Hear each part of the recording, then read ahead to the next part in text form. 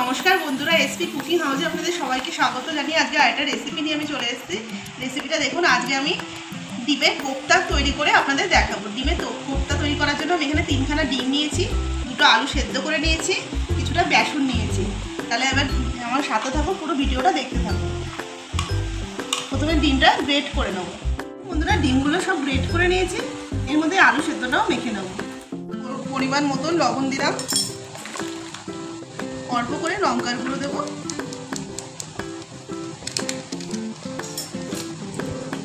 আর অল্প পরিমাণে হলুদ গুঁড়ো দেবো, অল্প করে বেসন দেবো, ভালো করে মাখিয়ে নেবো। দেখুন বন্ধুরা, এবার আমি গোল গোল শেপে দিয়ে নেবো।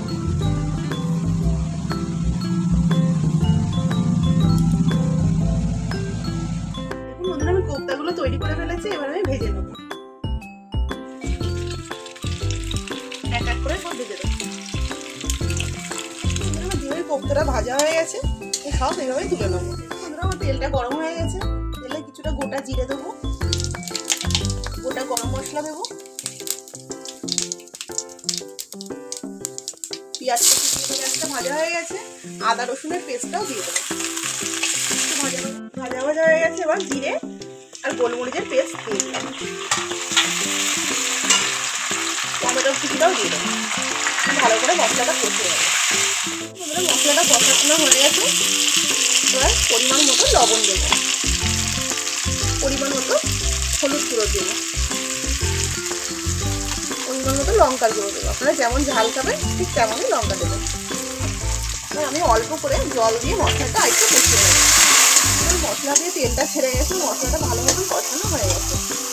এবার এই ধনেপাতা কুচিটাও দিয়ে দেবো।